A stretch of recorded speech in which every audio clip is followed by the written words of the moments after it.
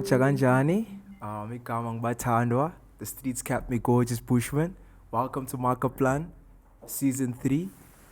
Sihlele no, special guest. The introduction exceeds mountains. Entrepreneur, street extraordinaire, culture guru, all-round calm guy.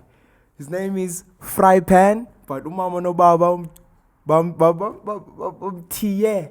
Mpumelelo Mfula. Yeah. Welcome to the show, my nigga. Thank you for the intro. Poetic intro. Shout out. How you feeling, bro? I'm good, man. Yourself? How's Cape Town? Well, Cape Town is an island. Not like Guava Island, but it's an island nonetheless. Sure. Or maybe it is like Guava Island, actually, now that I think of it. But it's dope. It's nice being here. For when Joburg people come here, you know it's nice. We don't just come here because it's nice. Sure. What was your morning routine like this morning? I never have a routine when I'm here, man. I just wake up as late as possible. Then As late as possible. Yeah, it's like I'm not in my city. Why should I wake up early, you know? So it's like, but late as possible is not really late. Probably like 8 is the latest I can wake when I'm here. Showcase in simple English. But because the sun rises late here, like at 7. Kind of bullshit is that? Come on, Cape Town. Just kidding. Sure. So in simple English, could you mind explaining to people what it is you do? Because you wear a lot of caps in the work you do, and sometimes it's difficult to differentiate what the sweet spot is or what the main scarrel is. Yeah. So in all essence, like, what is it do you do?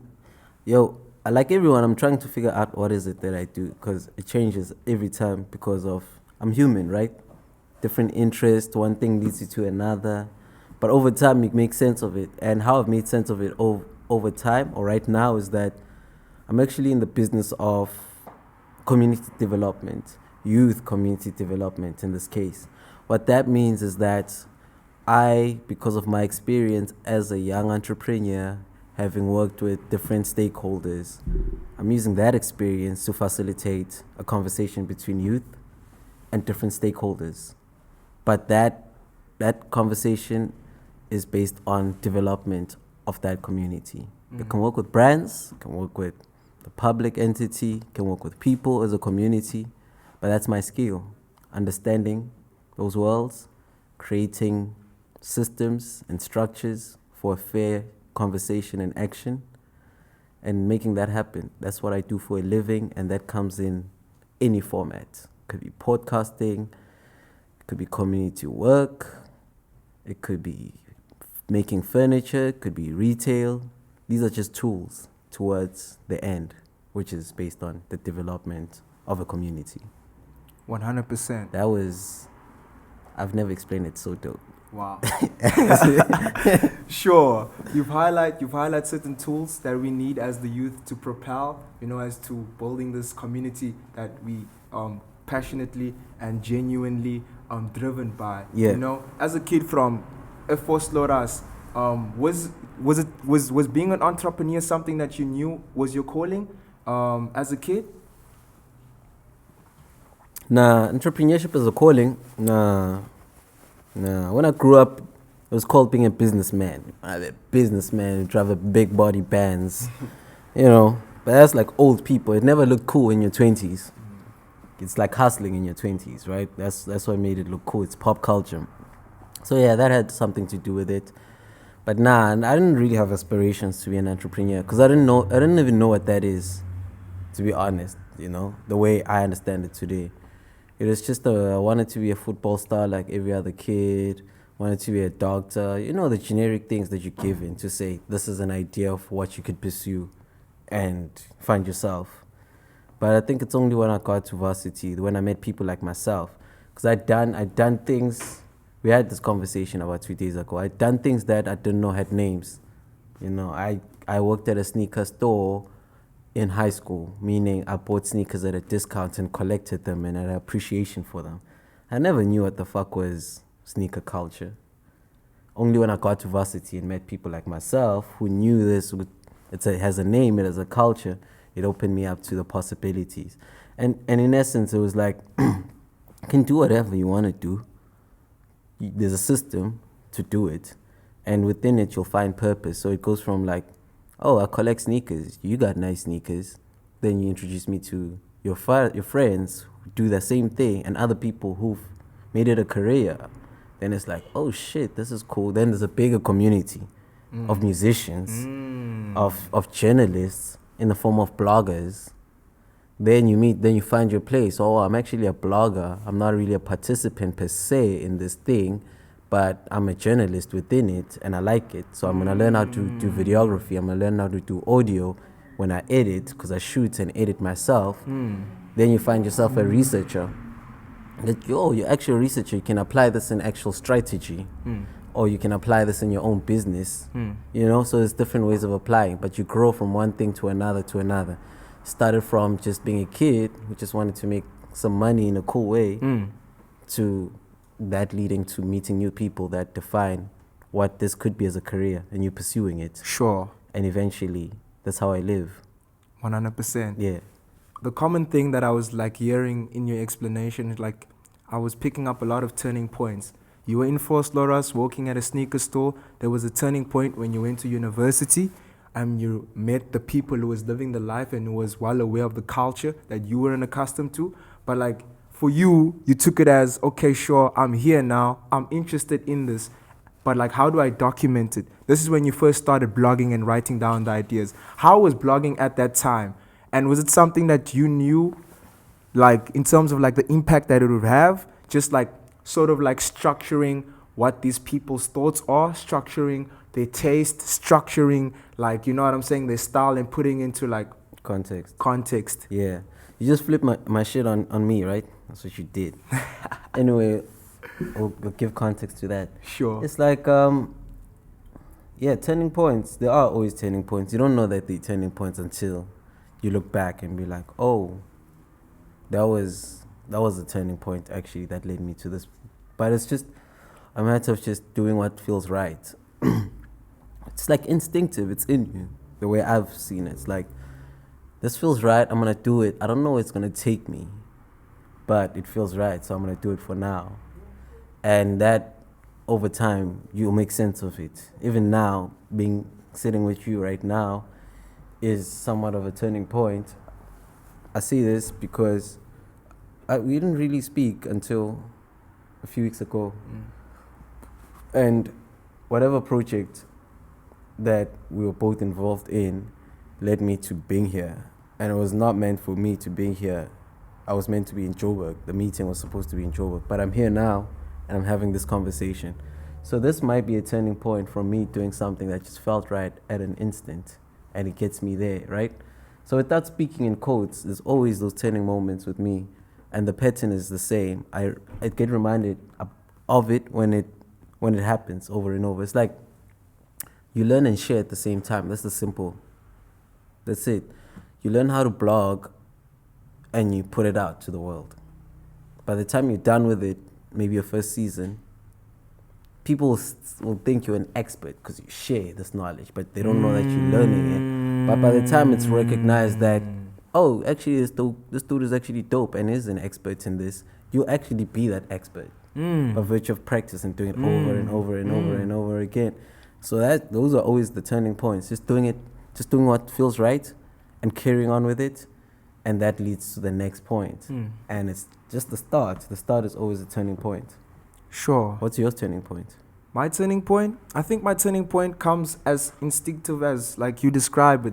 You don't really know what the future presents, but you just go with the gut feeling of knowing and having that faith. What's your most recent turning point? My most recent turning point? It probably has to be the reason why we're sitting here. You know what I mean? I started something, it birthed into something, and I didn't know where exactly or what exactly it was going to become until I met people who saw the drive in it or the beauty in it, and I brought them all together, and together we sort of like embarked on, like, you know what I'm saying, on understanding what this thing is. It's called podcasting in essence, but for me it's more than that. We're sharing energy, introspect, and also like laying a foundation for the kids that's going to come after us, so they can have the information source or insights, just to have somewhat of cheat codes to penetrate what they call the game, you know? Yeah. But bring it back to the conversation of being in Joburg and, the culture that you were a part of. One of your brainchilds, returning home to create, formerly known as RTHC in the streets, embodies a very cultural, well thought out idea, you know what I'm saying, as a store its own, you know what I'm saying? And one of the creations or design or pieces that you guys put out was a table, but this table was not just a desk. You could convert it into like a retail stand. Oh, yeah. Yeah. How was that experience? You know what I'm saying? Being somewhat ahead of your time in the conversation of sustainability and like reusing like organic materials and like using it into one thing. How was that experience like? Did you guys know what you guys were doing at the time? Yeah. And looking back at it right now, do you think that conversations can be still like reintroduced in a context of today? Yeah, we knew what we were doing. It's been done a lot of times. It just comes in different forms, in different like times, you know? But it's the same thing, man. We just keep on repeating the same thing. It's just a story of growing, pretty much. And I say this because the foundations of RHTC is pretty much to say, I just wanted to do some cool shit, man. That's it. Like, I just wanted to finish school, practice my politics. I studied politics, right? So I understood that, man, when you do theory and you learn about the world through history and just a critical POV, you just learn just the basic elements is that you can do whatever you want to do, but you gotta be in as much control. Meaning you gotta be organized with your community. If it's a youth community, you gotta be organized. You know, so RHTC was just a space to say, I recognize the fact that historically, people are disenfranchised because they're disorganized, because they don't have spaces. Let me be the guy that hosts the space and provides a platform, a healthy platform for people to come in, initially to make money and do some cool shit and be popular. But over time, you find that, actually, this is a space where people actually develop as entrepreneurs, as I am as well at the same time. And we're just doing this with, independently by ourselves. And more people are going to come in and show interest and support it. And RHTC was that. Now, what you're talking about with the furniture is called the Playground. It's a company, but somewhat of a project as well. The Playground, the main mission was to create furniture that makes entrepreneurship accessible. What I mean is this: having a storefront like this one is not cheap anyway in the world.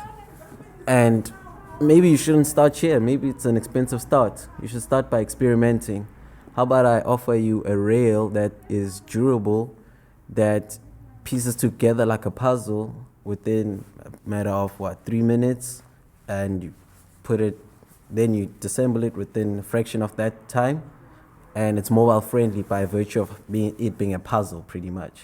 That was it. It's simple, and that was informed by my obsession on just alternative retail experience. I couldn't afford a store, so we started online. We needed a physical store, so it's like, we can't afford the spaces in Braamfontein, which is like the main part, to have a street to a store, right? Nor could we afford to have international brands and open their accounts with them, so it's gotta be local guys. But we carry the same story as any brand, international brand, or a brand from anywhere in the world. Sure. So we're gonna do that through our adverts or campaigns and so forth. But a very important campaign, it's called the Let's Play Outside campaign, which gave birth to this. This is before Let's Play Outside at a festival or was anything. It was just a campaign. And the Let's Play Outside, one of its first projects is a tour. So what we decided to do is go on a hood tour. So through our online platform, we can make sense of where our customer base is, where the people buy, where are the people looking. We got all these analytics. What do you do with them? Go to them, because these guys are they're shopping, but they're leaving their baskets. Crazy. So I'm like, yo, if you're gonna leave your basket there, I'm gonna take the basket and bring it to you so you buy. So we went on like a hood tour, Sibukeng, Fosloras, hitting different regions of Gauteng.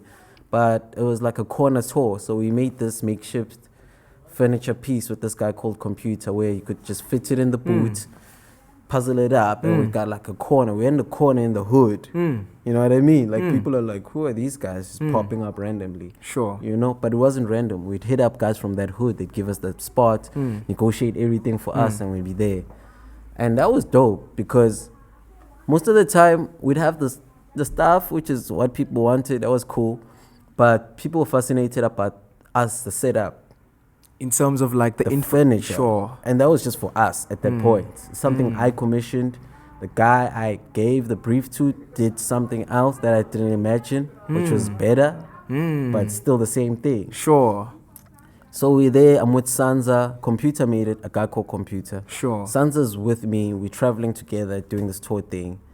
And we see people's interest in this thing.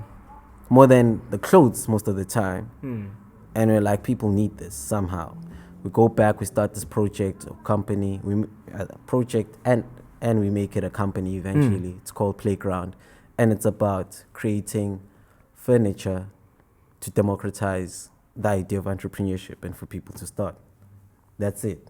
Just take this thing and go start. When you're ready, maybe you'll qualify and be good enough and have your systems ready to be in our store. Then eventually we have a festival called Let's Play Outside Festival, where it's like 40 streetwear brands there from different parts of the country, which is where I met a lot of you guys. You came to Joburg before I came here to meet you guys, you know? That's how it works. So you see how it's the democratization of the space, a bigger network, and more collaboration, because that's the best way for us to start and grow.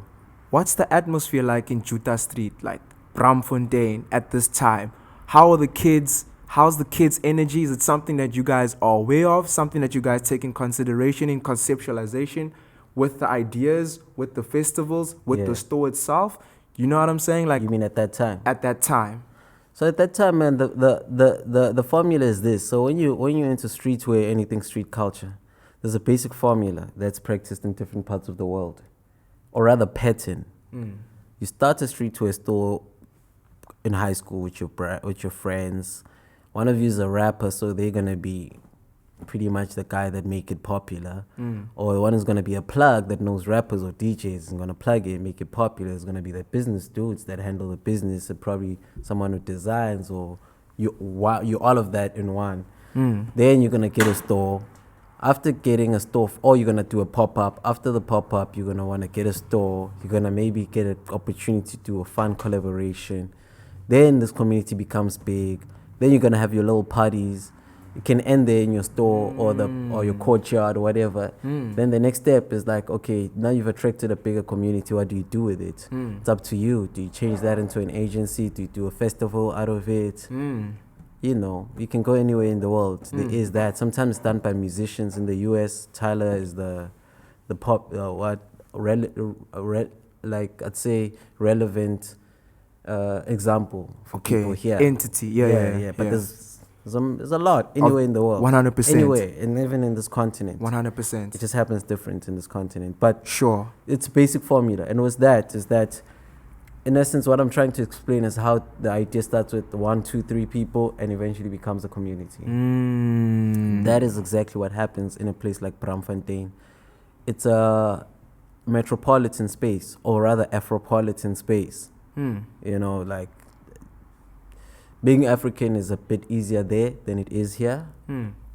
Still same metropolitan. So Juta Street becomes a place of expression for the kids. Centralized students space, because there's colleges and whatnot. And the supplementary elements to, you know, elevate the subculture, party spots, clothing brands. But like everywhere, black kids don't get a chance because they are kids first. The world doesn't really give much opportunity for your ideas. You have to fight for them. Then you're black. There's a discrimination element that you learn about over time. You don't really know much about this until you engage. Sure. You just ask for a pop-up space. You don't get the email back. Sure. Silly things like that. 100%. They're silly at that level, you know?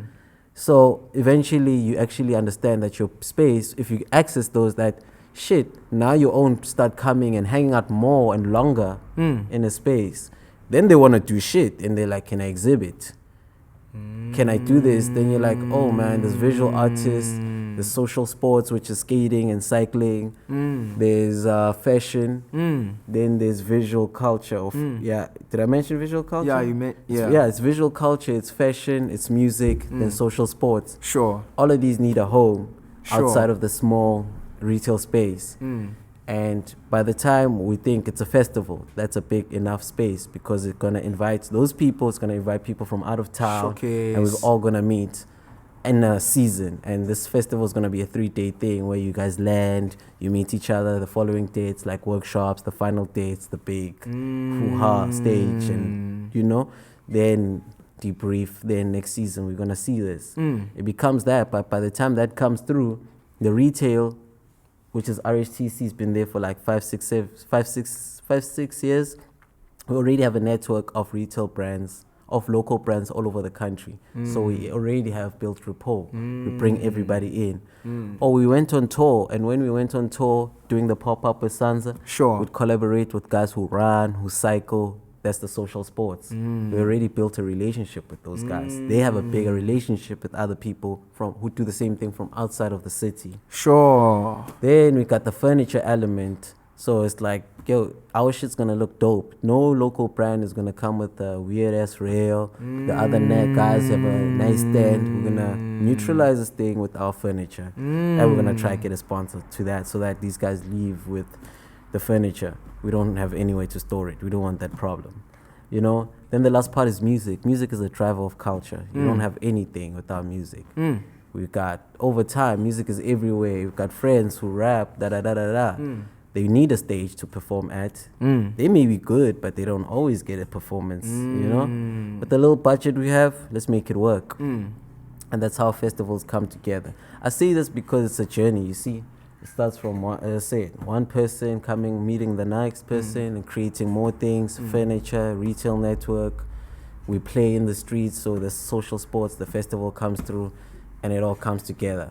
We did it for 2 years, but we can do it for another 10 years. But every year we do it, we hope we plant a seed in someone's heart and mind to say, yeah, you can do it too in your city, or in your township, or in your village. And that's how LPO as a concept and as an idea lives. Before us, it's always been there. It lives with us now, and hopefully it's going to be transferred to the next guy. I hope to go to a festival. Guy or girl, actually. Or whatever you identify as. Just do some dope shit so I can come there and enjoy. That's all I'm trying to do, you know? 100%. Because, I'm not trying to have another festival. If it was for me, because it's expensive, but it can be done well. And I'm trying to see more and learn more and enjoy more, because when you plan events, you don't enjoy them. So I'm trying to enjoy more. So I hope people do more of these, man. Like you guys are. You guys are actually doing it. True story. So let's bring it back to storytelling, man. You're well-traveled. You're a well-traveled guy. Yeah. You know, I put well-traveled African context, in the Western context. In your experience as a tourist, do you think for any storyteller it kind of shapes and molds them, like in the long run, and it like also shifts perspective as to how you view story in general, and where you are right now? What's the most fascinating thing about storytelling that always ticks your heart? I think just generally, man, you gotta go explore to find more about yourself and about the world. You gotta test what you believe, right? Confirm it, or dismiss it, or grow it, or evolve it, whatever. But you gotta go out. Sure. Basically. Sure. Right? And storytelling is real. You gotta go through real life to understand the story. I can tell you a story. Maybe you may not understand it today the same way you're going to understand in 10 years, because you have to go through life. And the writer, the director, the storyteller needs to go through life and experience life and ask a lot of questions and try to understand life in different perspectives. Traveling is a big part of being a nosy ass nigga. Mm. You know what I mean? Asking When I questions. know what's happening everywhere. 100%. 100%. That's exactly what I am. Sure. So I find myself in storytelling now, like directing content. You know, I've always been in it, but not in this capacity. Sure. So traveling is dope because you learn shit that you read about, and it happens in you in real life. My first story of traveling is in the city about 11 years ago. 11 years ago, a friend of mine called Rochelle. Yo, man, God bless Rochelle. She gives me return tickets to Cape Town because she's got 2 tickets, return tickets. Sister, mother bought her ticket. She takes the fancy one, SAA. They got nicer meals there, you know? She gives me the mango joint. I'm like, this is my first time on a flight. My first time out of the city by myself. This is my first. I'm probably 18. Is this post university? This is my first year of varsity. I make this friend in varsity. Sure. Shout out to Rochelle. So I get here with the idea that I got a little bit of money, which I made because of promo work. I've got family here, I call. But long story short, I fly to Cape Town, my first flight ever. I get here at 10 p.m., late flight, last flight. I call family at the airport. No one's holding. Maybe 30 minutes. A lady who was in the same flight as I. I'm actually going to see her tomorrow morning. She's with the kid. This kid must be like 4, 5 years old. She's like, we were in the same flight. I saw you. And what's happening? I tell her my story. She's like, listen, we can go to my spot, crash there, or wait for your family to fetch you from there. I'm like, she's with the kid. She must be harmless. Sure. I go there. I end up sleeping there for the night, right? Gets me in my bed, sharp.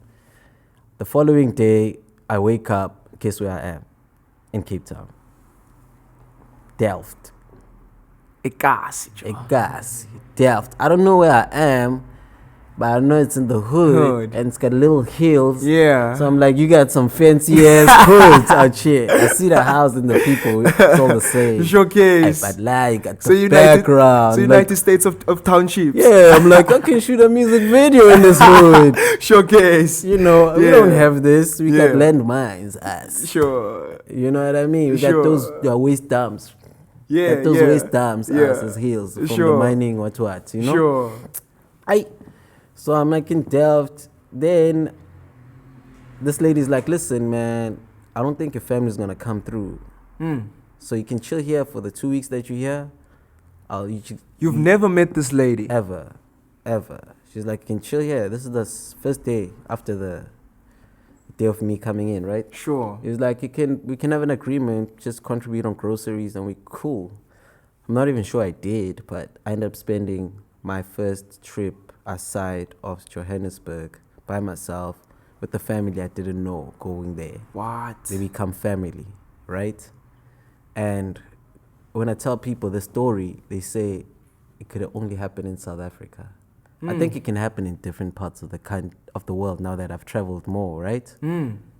But that becomes, for me, what defines my perspective on storytelling. There's always something deeper, something unexpected to things, right? I speak to the lady, Sis Noma Kos. Today, it's a different relationship. I'm grown. She's older as a woman. The kid is much more grown. Of course, he's in high school now, right? Probably grade 8. Sure. I saw him the other day on Facebook. So it's still, the conversations are different. It's part of growth. So storytelling goes from that point to where we are right now. And everything in between helps you understand the world through your experience, by listening to other people. And for me, that's been the biggest asset of being a storyteller, gathering all these experiences and turning them into a feeling, empathy, joy, and trying my best way to describe it to the next person by opening you up to it and be like, how does this make you feel? Does it make me feel angry, anxious, you know, whatever. The same story can bring all those emotions. Sure. I'm just trying to find the best way to Open you up to it. yeah.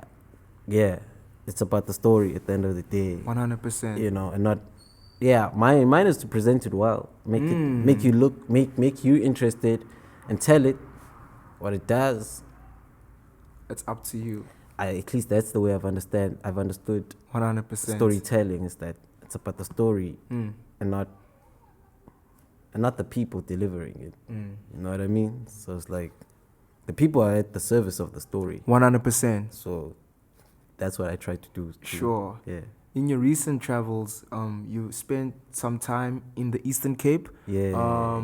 How was that experience? I saw you were canoeing there. Eish, dog. Uhamba phezu kodaga. I'm sure nawe ukutya usitya ulusu. Dog. Like the real deal. How was that, bro? Like that experience, like as a person looking in from the outside, it gave me a perspective that, okay, sure, Mpumelelo could have like gone anywhere in South Africa, but he chose that specific like place. But you, I was watching a conversation with you not too long ago where you were discussing mildly about like the experience there, and you were just telling me, you were telling the person about like how sustainable it is, how self-sustaining that community is. But in all essence, like how was that? And I understand you going back soon.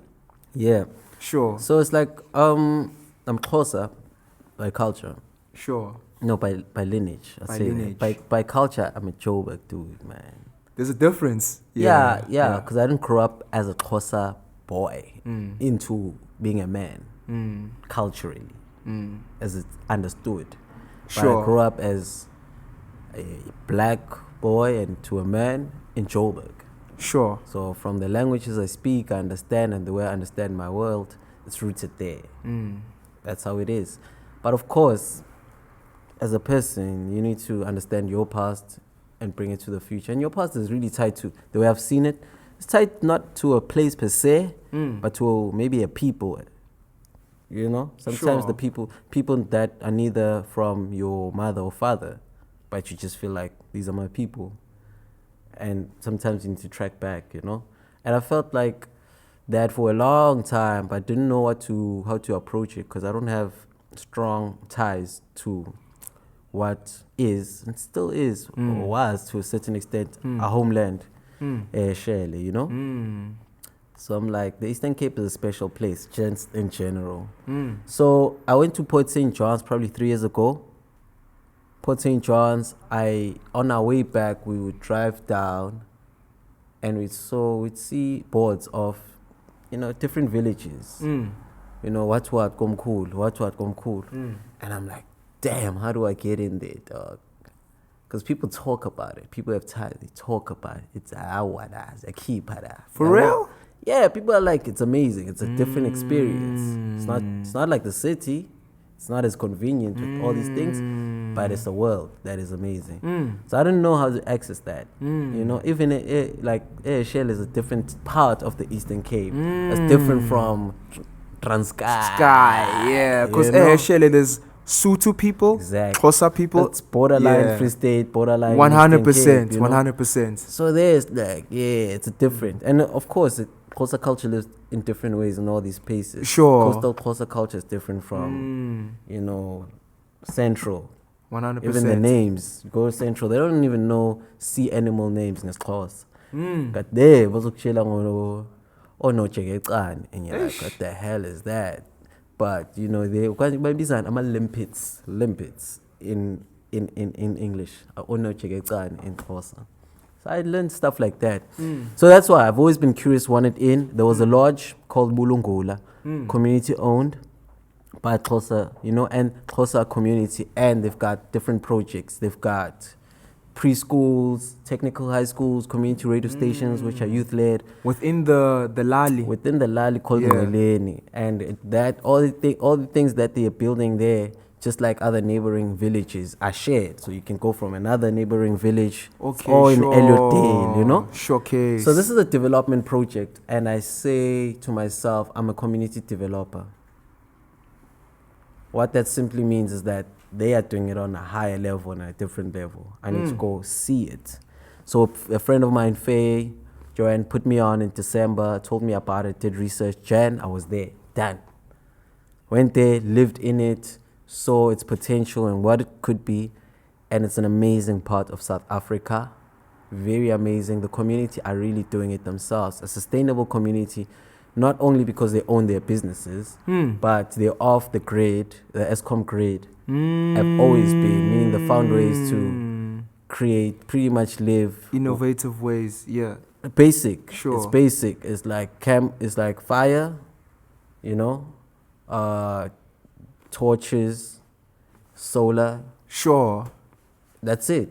You don't have to, and when you have those things, you don't have to have much. You can't have a smart TV and the DS and the, unless you're gonna bring big solar. But that doesn't encourage that life of having too much. It says have enough. Sure. That's sustainability. Sure. At its core, that is sustainability. They borrow water from Jojo tanks. Sustainability is saying have enough for yourself. Showcase. This land is enough. These 3 pairs of shoes are enough. 2 meals are enough. Sure. This portion is enough. Sure. Sustainability is your behavior as a human. It's not a fucking campaign. It's not a 3 million rand project. It's you changing your behavior by minimizing the bullshit in everything you do. Could be you smoking your weed. Could your obsession with your career, with your passion points, have time for it and have time for something else. Just have time. That's sustainable life. Sustainable life is created by humans or not things. Because humans use things that make the world unsustainable or sustainable. So that's a big part of what I learned. This sustainability talk is not that complicated. Do you feel like the sustainability chat has become somewhat of a money-making tool, and way less about the human behavior that you like dumbed it down to? Doc, listen. Commercialization of anything dumbs it down and makes it what it's not. Sure. Good and bad things. That's how it works. There's music, then there's a music business. Music will always be there for you. If you learn how to make music and you play for yourself and it soothes you and it's therapy, it will always be there for you. The music business is a different thing. Same. Sustainability will always be there. Sure. It's nothing new. Sure. It's nothing new. You eating enough to save for tomorrow is sustainability. 100%. You always have that in your life. Yeah. But the business of it is gonna create posters, billboards. To sell, The idea. Yeah. Commercialization and companies invest in the idea, not the solution. They have no fucking interest.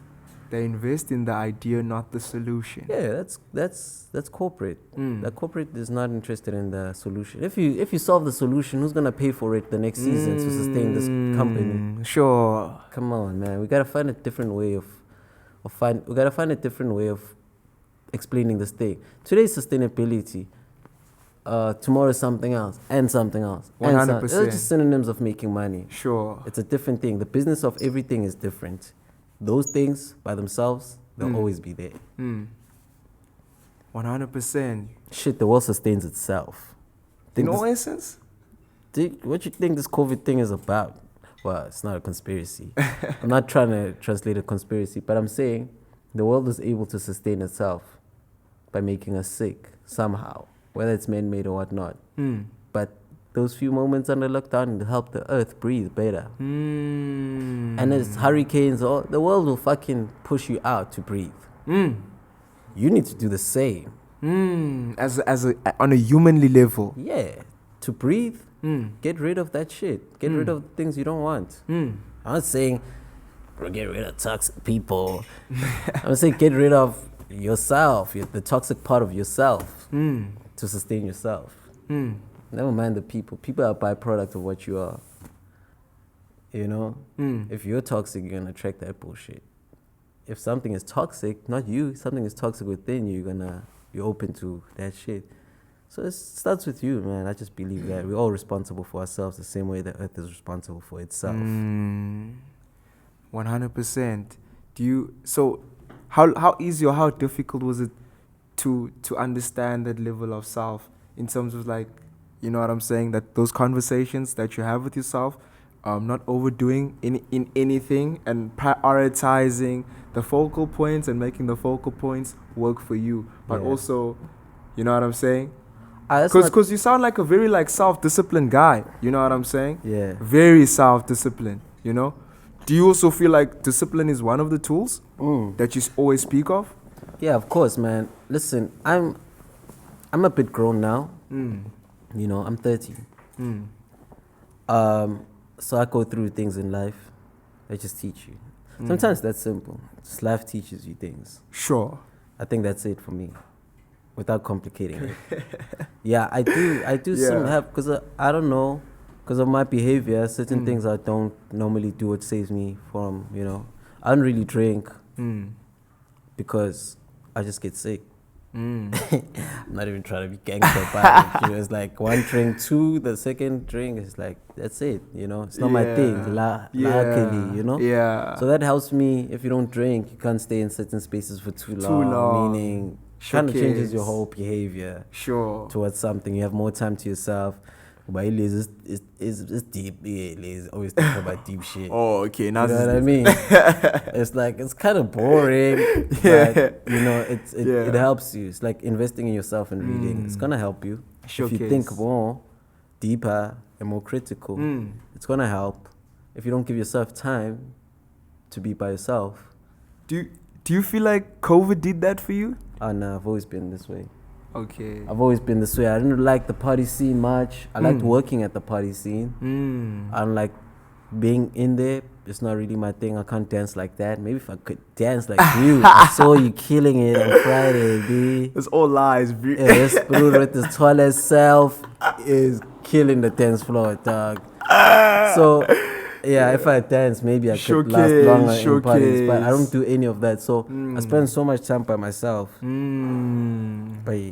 virtue of G, where I find myself in life, and G, I like it. Sure. So I get to spend more time with myself, think, plan. This is more time with myself, to be honest. Showcase. And appreciating, you know, what life has done for 100%. me, good and bad, and put it into context. And yeah, that makes me a focus, homie. 100%. Relatively speaking, it makes me somewhat of an exception. But I think everyone can be that if they spend more time by themselves. 100%. Because I'm not always by myself every season. So the COVID thing did help a lot. It's probably like the deepest I've gone to date. Showcase. By virtue of that. Babe, umbonisa nini ku South Africa wonke? Baby, dog. Which one? Which one? No, I don't have a... You see these Joburg Brewers are coming through with the other vibes. Nah, dog. No, I just wanted clarity, you know. I don't have a babe as a kid. I don't have a kid. I don't have a girlfriend. Sure. At the current moment. So you don't... Shit might change anytime. I don't know. Oh, okay. Because I was going to ask, you don't implement the same, like, balance towards that side of life? Oh, that shit has helped. Don't get it twisted. You got to give yourself time. Sure. To not be in a relationship. Sure. It's nice. It's fucked up. It's fucked up. For obvious reasons. For obvious reasons. Yeah. But on the other side is really, really something dope. I think it also makes it better for the person you're going to be with the 100%, next time. 100%. You know, they go into a full human. They get the niceness of you. Yeah, I don't have to deal with bullshit. Yeah. Deal with your own bullshit. 100%. Because you don't want other people to come with some BS. Hey, bro. You know, just work on yourself, then you go out. Then along the way you'll stumble and that person will be with you. They enjoyed the nice time, so now they gotta see the real shit, you know? Eish. But I'm just saying, it's like, it's been dope. It's been dope, you know? Getting ladies has never been a problem. You feel me? Light-skinned niggas worldwide. You feel me? No, I'm a handsome dude. That's for sure. That's always helped. Okay, fry. So, but on a real, that's true. I've always been a handsome dude. And that's helped with confidence. That's helped with knowing that I don't have to, but I can. There's a difference when you're in that space where you're like, I can. Not by virtue of how I look, but by virtue of who I am. I know I'm an exceptional dude. I know I'm dope. I'm a catch. Showcase. That's for sure. Sure. not saying that to brag, but saying that to say, you know, it's gotta be worth it. If you're gonna be with me, you know, you gotta be amazing as well. Not to the 100%. world, to me. Mm. You know, you may be just another person to the world, but knowing who I am and where I draw my energy and what I do, I need someone who can do the same for themselves in a different way. And I think I deserve that in as much as I'm working towards getting someone who deserves all it is. Eish. Now mzwile again, now mzwile. Otherwise, dog, do you feel the excitement as opposed to the attention that's our country is getting on a global scale? In terms of whether it be through acting, whether it be through, okay, the film and the music industry has always been the focal point or window where we can bridge those gaps and close it and make it much more smaller. But do you feel the excitement? Do you feel like there's a spirit in the air where all eyes is on SA? If not, if so, what are your thoughts and views on that? Dog, you need to understand, South Africa is a very, very special place in the world. For real? A one of one. You get me? I sure. The same way everywhere else is. I Hey, sure. but the South Africa is number one, dog. Dog, you understand that, dog, we got December. You right? Man, maybe even 80% of the world don't know what December is as a culture. That's crazy. You get what I mean? That's crazy. It's like as a South African, you take it for granted. With December, man, but we know what time it is. Sure. Right? And that just tells you something. And it's not about spending money and being drunk and being joyous. It's a culture. You know, it supersedes what Hollywood is giving to the world as snowy Christmas. I don't care where you're from, dog. Snowy Christmas is not December in South Africa. Eish. And that's going to change your life. You get what I mean? In 2019, in this continent of Africa, it was the 400-year anniversary of the first slave ship that left the shores of Ghana. And they called that year the Year of Return. One of the most important moments of our time right now for African history in the diaspora, both here. So Ghana was the prime. It was the prime. American celebrities were there. Dog, there was so much investment, right, into that space. But 2019, December, in Ghana versus 2019. That's the time when you were spending in Ghana, right? I spent August in Ghana. Okay, sure. But the December in South Africa Sure. versus the one there, those guys should have taken it. It was their year in this continent for celebration, Sure. commemoration, everything. 100%. They should have been looking there, be like, all right. When you landed, But guess where it was happening? let's keep a Talk. Kusumzansi la. Eish, dog. Kusumzansi la. Don't play games, B. Don't play games. Yeah. Sure. And I say this because, dog, there's a certain thing about South Africa and its people that I think we know, but may not understand in relation to the world. Sure. You know? And I think we have that, man, with or without the comparison. Sure. And you guys are that. I'm not guessing you up. The collective, the guys I know, just the guys I know, and there's more of you out there here in Cape Town, being here, the space, by the broke boys, and the brand, having this conversation with you, meeting new people here. It becomes a collective that says to me, man, these people have no fucking reason to do what they do, especially in a city like this that makes sure that you don't get an opportunity and you haven't done shit to them. But yet you're still in here doing the most. While a guy who lives a few blocks away is here to buy a t-shirt and has all those resources, is not doing this like this here. And you guys had to catch public transport. Wait for the electricity to come back, and you're still doing it. There's a lot of you around the world, but you're South African, and you're doing it. And what I'm trying to say is that South Africans have little reason to be doing the exceptional things that they are doing today, right? Yet we're doing them. In the same way we had that fun example with Ghana. Very little reason to make this the capital of fun in that year. somehow we do it, and these are not money people that are making it happen. It's you and I. So that's the spirit of South Africans. That's why I'm like, go anywhere in the world outside of South Africa, because South Africans, we only receive like weird and negative things about us, which is okay, because internally you're gonna hear a lot of that. Go out and hear what they say about us. Sure. And you're gonna realize it's not Masimba. Short your way. Yeah. That's beautiful, man. That's beautiful. In all essence, like, knowing, like, apart from all the traveling, apart from all the experiences, just one of the few guys that I know who's actually been to Complex Car in Fairfax there with Puma sandals, you know what I'm saying, with the petite Noyer haircut. When do you bring it back, actually? Feel like you outgrew that? That's a super haircut. Dog. Comes once in 5 years. Dog. Nah, I feel you, dog. He taps on that one. Yo, shout out to Noyer. If you know, you know. But bring it back, like, when it's all said and done, like, with the traveling, with the insights, with all the knowing, you know, with the people you meet, with all the stories, when it's all said and done, like, what do you want to be remembered for when it's all said and done? All said and done. The classic question. Yeah. Oh, man, I want to reduce it to the micro.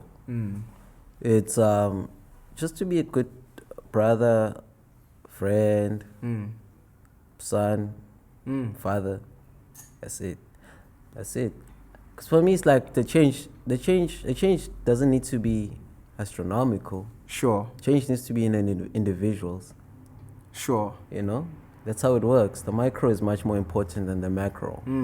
So if I can be good to my immediate loved ones and the people that love me, that's cool. So that, you know, whatever contribution I have to their lives helps them become the people they're supposed to be. Sure. And, you know, if we can master that on a micro, you can. It's such a dope ass podcast, though.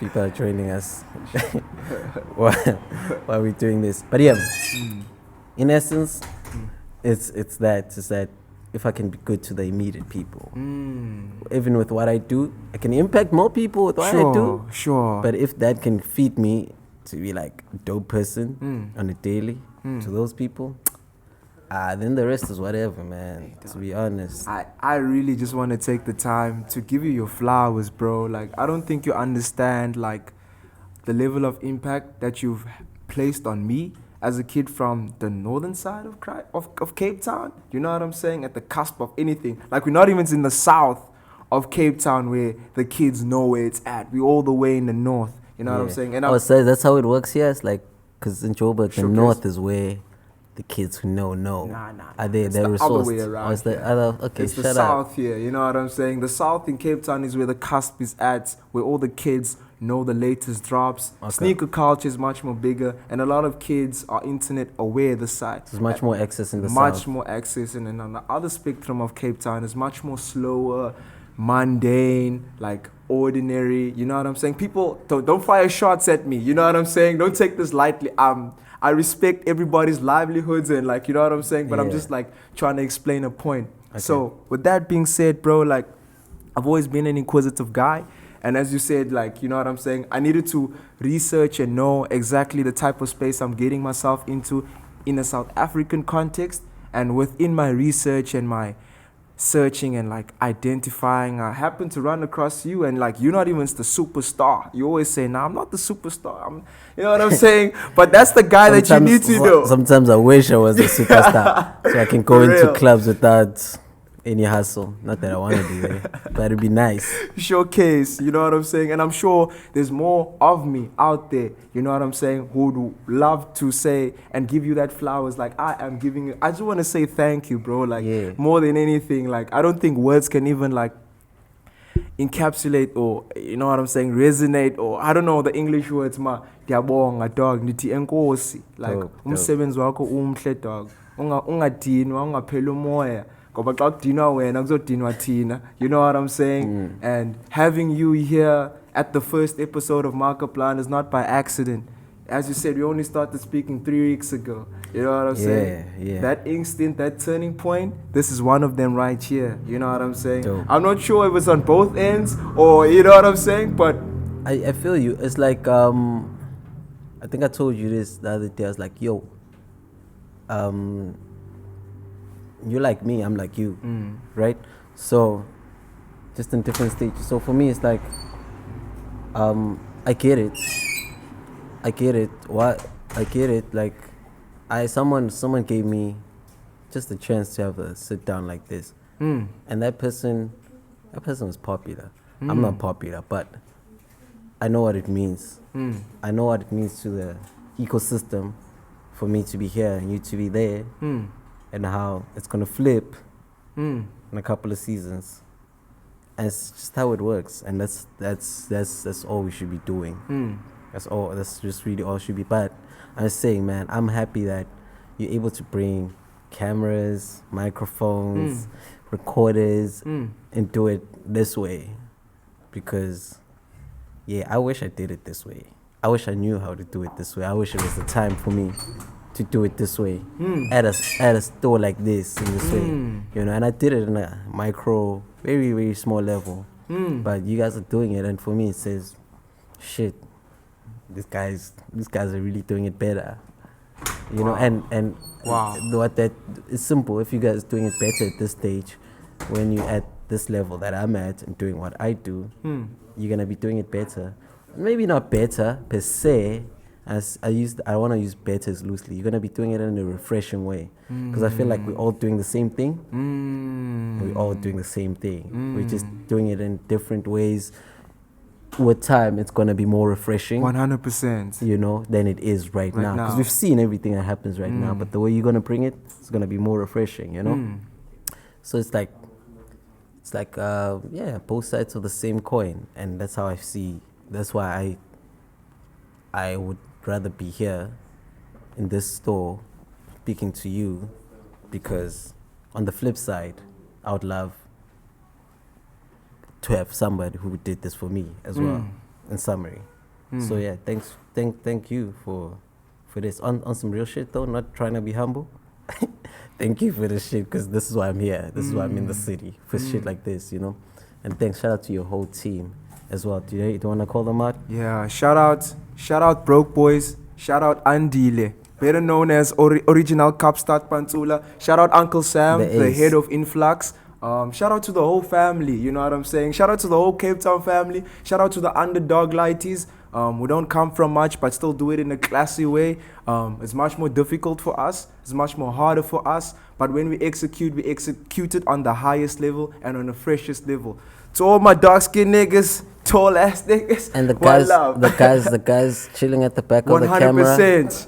We gotta name drop them. Yeah, you got your namesake over there. Yeah, okay, sure. I gotta give a shout out to my camera crew. I gotta give a shout out to the whole Vibes crew. Okuhle, Agent, Ubatandwa, my twin. You know what I'm saying? Kuluveli Kuchi.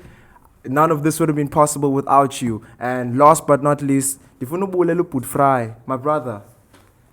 Your stay here in Cape Town has been well nurtured. While we shared a gas fee, that's how you know it gets Cape Town. When you share gas fee, it's 35 baht. Is that how sure, it is? My nigga. Okay, no, we did it the right way. 100%. Diabulel. Yeah. Bro.